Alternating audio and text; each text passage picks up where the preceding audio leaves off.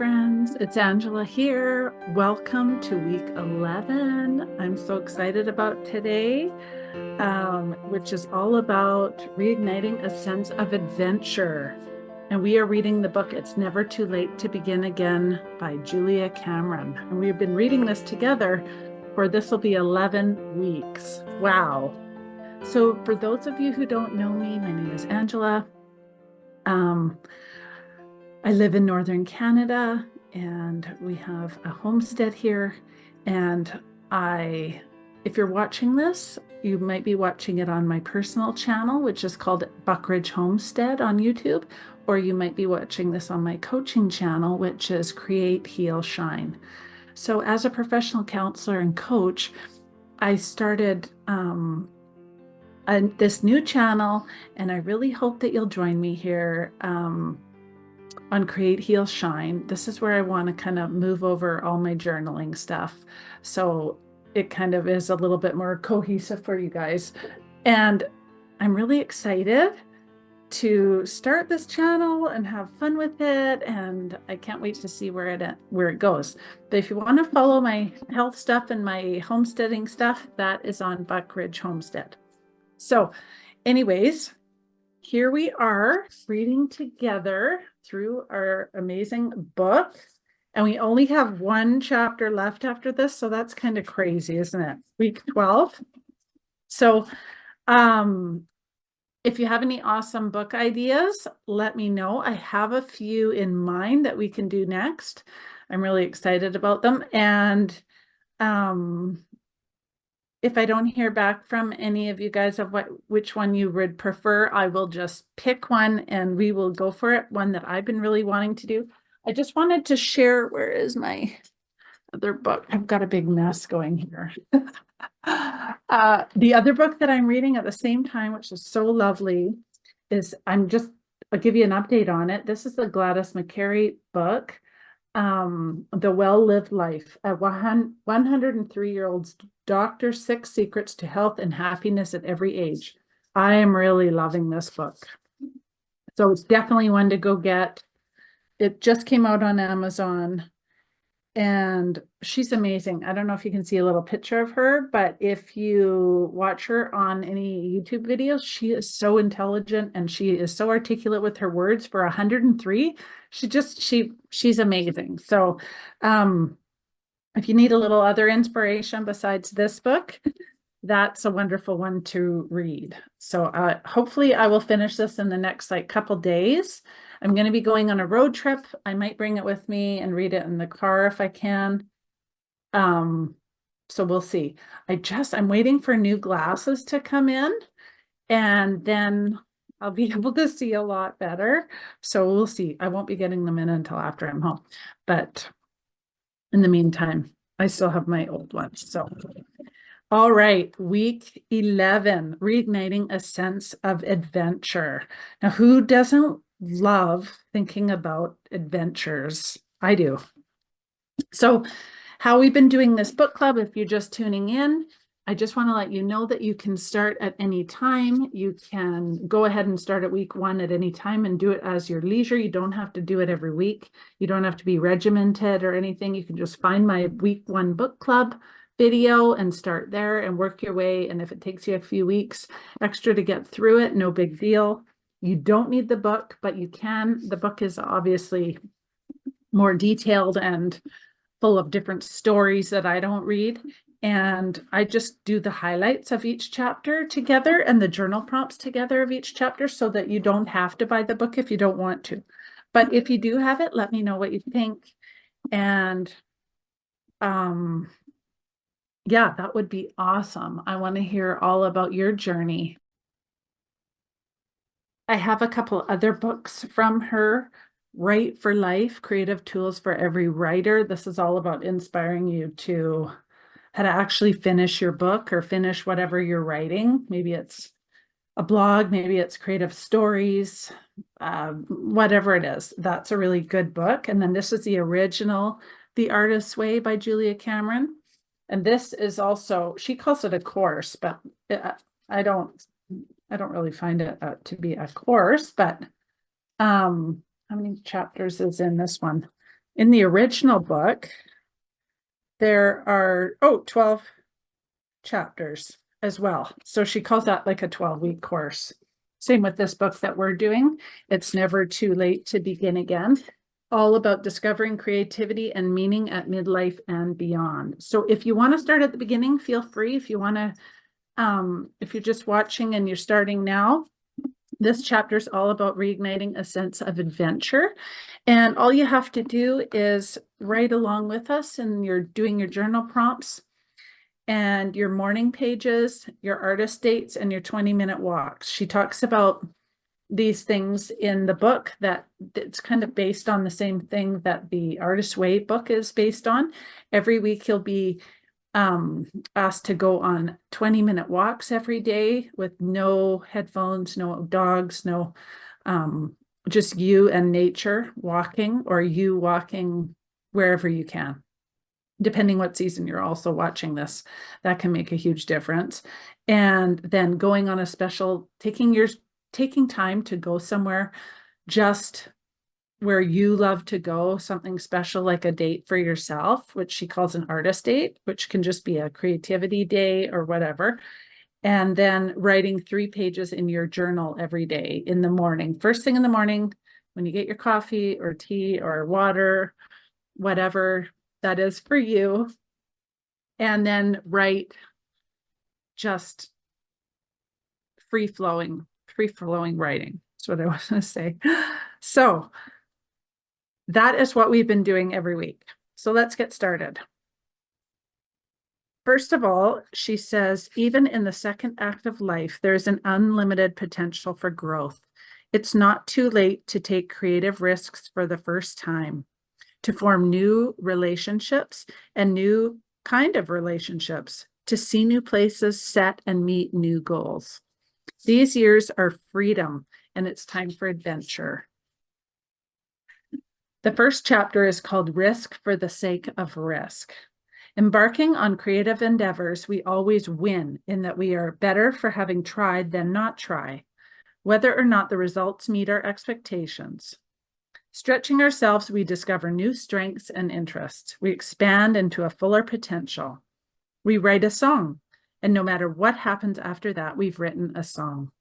Our next song will come more easily. We now have something in common with all other songwriters. We inevitably increase our sense of self-worth just by having done it. And she says, speaking for myself as a writer, I find the blank page a daily challenge. I pray for guidance, and then I listen and write down whatever I hear. I try to let the great creator create through me, and I'm often surprised by the wisdom that I write, as if the idea came from somewhere just beyond me. So that's interesting thought, that stretching ourselves does make us, once we have done the thing, like once you have done this book club together, we have done the book club. You can say you've read that and you've actually completed it. And sometimes we tend to start a whole bunch of projects and never actually complete them. And they're, by just deciding that you're going to finish the book and read the book and do the book club along with me together, means that you've finished it. And it feels so good to finish a book before starting another book, because sometimes I'm bad for that too. And every example I use is because I've done it myself. So many times I've started other books and not finished the one that I'm working on. And I mean, there's time for reading fiction and then doing self-help and things at the same time. But when you're reading all the same type of work in multiple things going at once, it's really difficult to stay focused and on track and complete one. So I know that feels so good to finish, and we're going to complete this book. We are going to finish it. We are going to finish writing in our journal. It doesn't have to be perfect, because there's no such thing as perfectionism. That's not even a thing, because nobody can be perfect. So we're going to do that. We're going to finish it, and we're going to feel amazing. Age may bring with it newfound courage. Risks we were afraid to take now become risks we must take. Looking back in your memoir, and the memoir is your journal that you've been keeping along with this book. In the book club, I said to start a fresh little journal in the beginning. That's what she suggests, so that you can read later on what it's like a complete memoir when you're done, of just, even if it's bullet points and dotted notes of everything from this book club. Looking back in your memoir, you may see risks that you avoided, repeated yearnings toward a certain art form or goal that you turned away from more than once. Sometimes the dream that we have closed our eyes to most repeatedly is the one that looms the largest, because dreams do not die. We may not act on them, but the ember of their desire burns on. Some may cite a fear of failure as a reason for not pursuing a dream. When we are young, many of us are concerned with what others think, what effect taking a risk might have on our personal or professional life. Later in life, these concerns may not loom as large, but the fears of being too old or underqualified may distract us. And in the end, the reasons we ignore our dream does not matter. The dream still waits. So do you have a dream? Do you have a dream that you've noticed has been coming back in your journaling or in your mind, that is resurfacing constantly, that you've always wanted to do, but you never have done it? Because this is a time in our lives where we can just take that risk and there's not so much fear. And if there is fear, it doesn't matter. Why? You don't have to prove anything to anybody. All you have to do is try the thing and do the thing. And if you haven't, there's so many quotes from famous people over time that talk about how if you've never tried something, even trying something and failing is so much better than never trying something at all. Many of us have lives that are, in some areas at least, risk-free. We may have even cultivated these risk-free lives because we think that that will make us have stress-free lives. But while stress from negative situations can be damaging, stress from confronting challenges or taking heavy risks can be energizing and motivating. When our lives feel lackluster, it can help to ask ourselves if there is a creative risk we could take but are not taking. A little healthy risk goes a long way towards a rewarding sense of aliveness. It is important to remember that risks can take many forms. The possibilities are unlimited, yet we ourselves contain the answer to the risk we'd like to take. The answer is ours alone to define. Making art always involves risk, and the reward in artistic actions is experienced in a body of work. And then she goes on to talk about different people's stories and different risks that they always wanted to do and didn't take. And those are really interesting. And then she also says, I still refer to risks I take in my life today as jumps. A day might contain many jumps, a live interview where I have to be on, or a difficult phone call, or a large travel agenda. But I have learned to take these jumps and learned too that I nearly always land on my feet. So now in your journal, what you need to complete is numbers 1 to 5. And everyone is going to be the same. A risk I could take is, a risk I could take is, a risk I could take is, and so on. And 5 of those things. So what kind of risks could you take? What is looming in the background that you've always wanted to do that you haven't been doing? Is there something that always keeps creeping back in your mind that is telling you that you should do? Can you do a part of that? Can you do a small step towards that? Could you do something like it? So those are just ideas for you. So in week 11 memoir, we always go through every week 10 questions, and they're always the same questions. So I'll read them because I didn't read them last week, but I read them the week before, I believe. So those 10 questions to journal in your journal this week are: describe your major relationships in this period of time. Where did you live? Did you live in more than one place? What were the risks you took during this period? Were there risks you wanted to take but did not take during this time? Describe one sound from this period. Did you travel during this time? Where? Why? With who? What goals did you have? Did you accomplish them? Do your goals from this period have anything in common with your goals today? What was a source of adventure for you during this time? How did it compare to today? What other memories feel significant for you from this time? And I would also suggest looking at what tripped you up during these years that made you step away from your dream and look at, is that still affecting your life now, or could you take some kind of step now with where you're at right now with your health, your life situation, your relationships? Could you try? And if not, what small little thing could you try? Okay, the next topic is relationships, new relationships. So she's talking about basically this monotonous routine of morning pages that we write every morning, 3 pages longhand, free flowing, uncensored, not telling ourselves, not scratching it out, just anything that comes to mind. And sometimes those morning pages take on a life of adventure. As we mine our psyches for insights, we meet an inner and outer world of deep interest. As we explore what we really feel, we find adventure in making authentic new connections. So you never know when doing something alone will introduce you to a new friend. I've seen many times that new relationships are chanced upon people that undertake the tools. As we know ourselves better and take ourselves out on the adventures that call to us, we often meet kindred spirits along the way. So this is all about forging new friendships and going out and doing things that would enable you to meet new people and kindred spirits. And I think that just sometimes is chanced upon as well, as we just seem to come across people in our everyday life that become friends.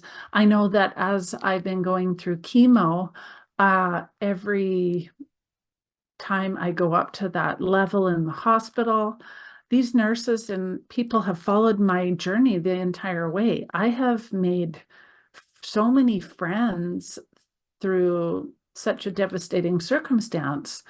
And I just think that that's so powerful. And a lot of them are people that I could hang out with outside of different things. And I find that those friendships that you make spontaneously when you don't least expect them are almost the sweetest. I also had an experience where I ran into an old friend and we rekindled that friendship. And it's so much better than it ever even was before because we have more time to spend together and different things like that. So I would suggest to you that if you could think of a friend that you haven't touched base with lately, who could you just check in on? Who's been on your mind that you haven't called? If you have that inkling of feeling that you should call that person, then I believe that you should call them. There is a reason for that feeling. So it is up to each of us to forge a new identity in retirement. Our identity begins not with how others see us, but how we see ourselves. Morning pages reveal our daily emotional terrain as we reflect on the past and plan for the future. Artist dates put us in touch with ageless, lighthearted part of ourselves, and allowing ourselves to blossom and explore in these ways, we find ourselves more secure in who we are and able to connect authentically with others. So she goes to talk about a widower. He tries to resign himself to a future without women. I don't get looked at anymore. I feel like a predator. He's an attractive man in his 60s and he's got laugh lines and it's different for him. Recently, he got a new driver's license with a new photo and he said, "That's what I look like? I still feel young in my mind. I just don't look it." So many times that I have felt that same way. At the airport on a trip to Europe, Randolph asked if he had yet turned 70. If so, he could keep his shoes on while going through security. And he said, "Don't rush me." He willingly relinquished his shoes, eager to claim the 5 years that he wasn't. When pushed to explore his pain further, he admits, I guess I feel replaceable. This is a core of much of the struggle retirees or people starting over in life have with age. It also ignores the central fact that no one is replaceable. And in the words of great spiritual teacher Ernest Holmes, it is right and necessary that we should be individuals. The divine spirit never made any two things alike. No two rose bushes, no two snowflakes, no two grains of sand, and no two persons. We are all just a little unique, for each wears a different face, but behind each one is God. Nothing is ever twice alike. And there's two really neat quotes on this page that says, faith is taking the first step, even when you don't see the whole staircase. Martin Luther King Jr. And Margaret Fuller says, if you have knowledge, let others light their candles with it. That's so pretty. I love that one. Okay. It is possible to forge new relationships with the people who would bring us friendship, adventure, and love. Working through our memoir helps us do this. As we revisit, understand, and heal our past, we weave our former selves with our present selves. Doing this, we become stronger. And stronger, we have more to offer the world and the people we will share it with. So I just go ahead and I highlight a lot of things that I want to read in here and share with you, but there's so much I don't like. There's so much pages of stories and things. Oh, the sun is so bright shining in. Can't complain about that. So if you do get the book, you will know that there's just lots more to read than what I'm actually reading. I'm just giving you enough to be able to do the journal prompts and the tasks. So the next task in your journal is going to be called visibility. The first step toward allowing yourself to be seen by new other people is to clearly look at yourself. Looking back in your memoir, choose a time in your life when you felt invisible or believed what you were doing was not worth acknowledging. And allow yourself to just write about it. Dig deep into detail here. Did you spend long days at a farm doing work that you only saw the results of? Was it cold and windy? Did your plaid scarf have a tear in it that you knotted up? Describe everything you can from this memory. You can even write it in third person, which would sound kind of like, he awoke at 3:30 a.m. and boiled water in the rusty pot on the stove as he pulled on his familiar layers of clothes. I love writing like that. I find that you can really get some stuff out that normally wouldn't come out when you write in third person. So that can be really helpful. When you're done writing, you may feel that you have been able to bear witness to yourself, or you may wish to share it with another. You may surprise yourself and your reader with the depth of emotion in a memory that you might have brushed off as forgettable. So that can be a really powerful thing to do. I can't wait to do that one and see what comes up for me. I have not done that task yet. So the next chapter is Reaching New Horizons, and it's all about travel. So obviously that I knew that would come into the book at some point about traveling, and it should be in this chapter called Adventure, Reigniting a Sense of Adventure for sure, because retirement can mean freedom, and it can be a chance for you to break your routine and actually go do some things that you've always wanted to do, or go and see places that you've always wanted to see, because now you have the time. You don't have to book, like I only have if you only have 2 weeks vacation a year or something like that at your job, and this can be so freeing. Like, retirement can mean freedom, no longer tied to a job and a routine. We are free to travel. During our work lives, many of us only traveled for business. We may have attended conferences in exotic locations that kept us busy, but we didn't enjoy all the beauty around us. And travel in all forms, near and far, breeds adventure. Changing your surroundings, even if it's just a brief day trip to a nearby town, fills our well with images and reminds us of the vast world around us.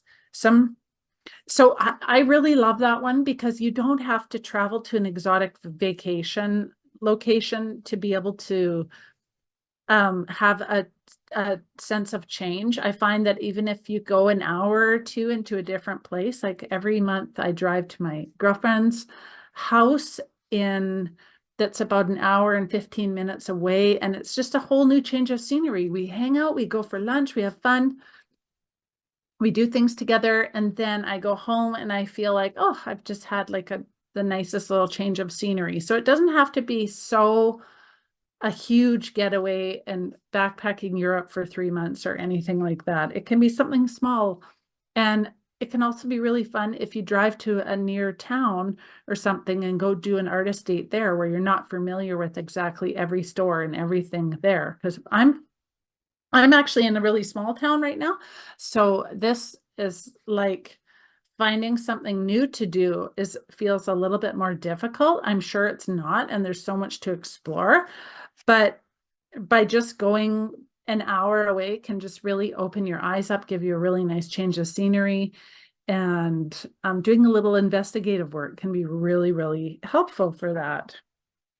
Um, and like she says too, there are many ways to travel and expand your horizons.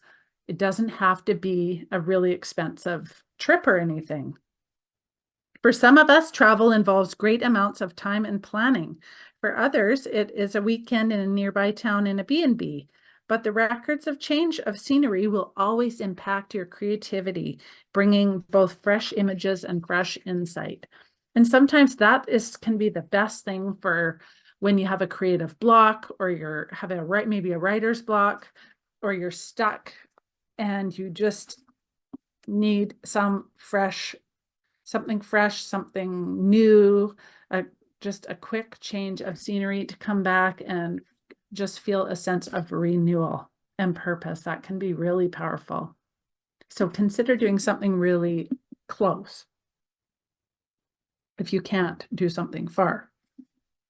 So the next thing is to take your pen in your journal, and we're going to be doing the task called exploring travel. So complete the following number 1 to 10 down your page. And you can pause this if you want, just if I'm going too fast, at any time that you want. So number 1, a big trip that sounds fun is, and then fill in the blank. Number 2, a small trip that sounds fun is, I've always wished I could see blank. A page I wish I could spend more time. A place I wish I could spend more time is, see, I have to wear those glasses, is blank. Close to home, I'd love to explore blank. It would be fun to travel with who? I'd rather not travel with. I know you can figure that one out quickly. One thing that worries me about travel is blank. One thing that excites me about travel is blank. Maybe I should plan a trip to blank and ponder those thoughts. I have come up with quite a few things on my own. I'm not really going to share who I'd rather not travel with, but different places that I want to explore. I really want to explore my own country in Canada. I'd really love to go see the Maritimes. I'd love to go to Nova Scotia. That's been on my bucket list. I'd love to just see more of our own country, and because we never do that, we always go out of country to travel, and I feel like that we're missing out a lot by ignoring our own country, and that there's so much here to explore that we haven't been exploring. So that's definitely on my list. It isn't in my foreseeable right close future. So small trips that sound fun are things that are just an hour and a half away is a bigger town, a bigger city center, and there's tons of things that I'd love to do there. So those are on my list. Also, when you're on Facebook, sometimes you're scrolling and you will see events in your area or in your near area. And if you stop to look at those events, they can be really neat. I've seen so many different events that are on there lately that look so neat that I've never even heard of before, and I didn't even know we had. So those can be really fun. Also, I usually do Eventbrite journaling sessions, and I do, if you ever go on Eventbrite, you can do free things on there all the time and go to little events just on your own computer or in person. They have tons of things you can get tickets to, and a lot of them you can just type in free and filter it. And you can find tons of stuff on there that are neat. And I've been doing a lot of, well, prior the last few months I haven't, but before that I did tons of free events on there, and they are really powerful and talk about meeting people all over the world. I met so many beautiful people. I have talked to them and kept in touch with some of them from these journal circles. They're just fantastic. So consider Googling or looking in your area for different fun things to do. There's a lot there that we're not taking advantage of. So the next chapter is called Setting New Goals. Accustomed as we may to be reaching goals, or at least involving others to setting goals, is pertaining only to ourselves. As we undertake the practice of morning pages, we will find ourselves naturally setting self-determined goals. And I have noticed that in my morning pages that I'm writing a lot of stuff that is bullet points and a lot of stuff that is just tasks and goals. And plus I love goals. Setting goals sets your inner computer. Setting goals, making progress towards them is energizing. Beginning in our morning pages, we explore our desires in a free-form way. Day after day, ideas come into focus. From the page, concrete plans emerge. We are getting to know ourselves one word at a time, and one word at a time, we become empowered. We can also set large goals in retirement, and it is not uncommon at this point in the memoir that larger goals may be whispering to you. Some of us are well aware of them. Other times they sneak up on us. We may feel jealous of others doing something that we wish we could be doing, and it may take an outside eye to help us see what we're looking and longing for. Writing morning pages keeps our goals in our sight. It is nearly impossible to write day after day and not have inklings of what you want to do next.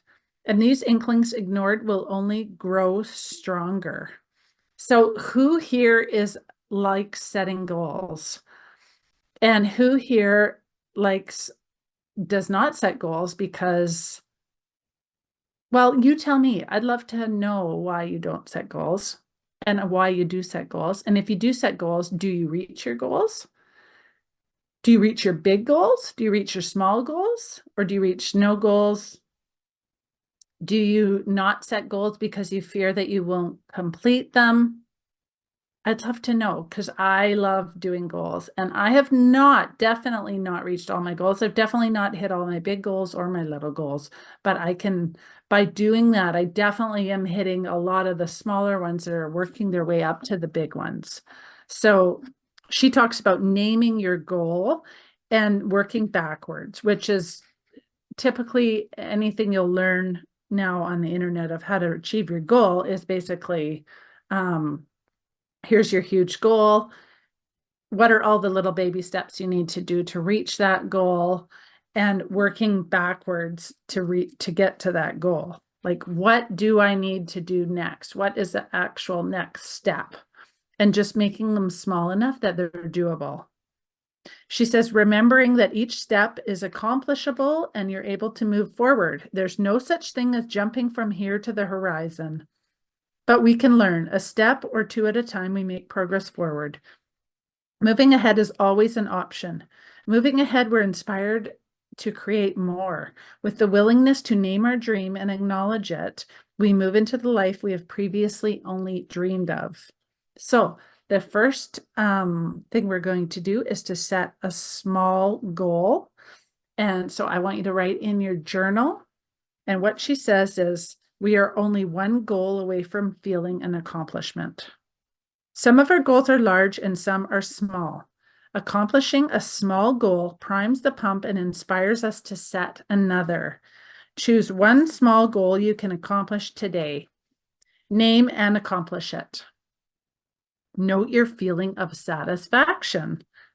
Does another larger goal now wink at you? Do you wink back? Are you ready to take it on? And so write down in your memoir, your journal, what that goal is and start small. That's just the first step. So if you already have a bunch of goals, I suggest that you just pick a smaller one that you've kind of set to the back burner that maybe has come up in your pages over and over during the past 12 weeks, that you feel this sense of that it's been on your mind for years and you've never done it. Like what could you do that is just like a small stepping stone towards that goal? And that's your goal this week. That's your tasks this week. So basically, we're at the end of week 11. I can't believe it already. So let's do a weekly check-in. Have you done your morning pages every morning? If not, don't beat yourself up on it. Just ask yourself, she just wants to know, like, what's your experience doing them? It's just so that you know. You're just learning from something new every single week about yourself. Why didn't you do them? Why did you do them? Did you get them done? Did you not? Did you do an artist date? What was it like? Did you discover anything more you'd like to explore? Did you take your walks? What did you notice along the way? Did you have any aha moments or breakthroughs this week? And you don't have to. It's okay. If 1 week here and 1 week there, you're not having any amazing moments or anything, it's no big deal. Like it will connect with you at the perfect time when you're meant to read that and do that exact thing. Everything will be synchronicity. Speaking of that, did you experience any synchronicity this week? What was it? Did you get a sense of humility or a sense of being somehow guided by a higher power? What did you find in your memoir that you would like to explore more fully? How would you like to explore it? If you have a loaded memory that you feel requires further attention and you aren't sure what additional action to take, don't worry about it. Just keep moving forward. And I love that. Just don't stress about anything that's coming up. It's just coming up as a reminder of what is possible in the future, what you could do. Don't ever think that it's bringing up memories that they can't be utilized in a positive way, that everything that comes up is meant to come up as like a synchronicity to inspire you, to motivate you to move forward and to do some of those things that you've always wanted to do and bring you back some of that creative spark. So that's it, friends. That was a really great week. Guess what the last chapter is? Reigniting a sense of faith, week 12. Wow. Look where we are. And look where we started. So when you finish this, you are going to be a finisher. If you have started projects and things before and never finished them, and you feel like that's something that you always do, like chronically start things and don't finish them, you are going to finish this. We are going to do this together. Even if you do bullet points in your journal here and there a little bit, and you miss some morning pages and walks, and you don't do an artist date every week, that's okay. You don't have to. It's not in concrete. It's just do what you can. Every small step will lead you to think new thoughts, have a deeper self-reflection. You're doing the inner work. You're doing it. So I can't wait to see you next week, friends. If you like this book club and you enjoying my content, please consider liking and subscribing. I love to hear from everybody. I'll answer every comment. Thank you guys so much, and share this with a friend. Share my channel with a friend, and maybe they're interested in doing that book. All right. I will see you next week for our last week in the book club. Bye, friends.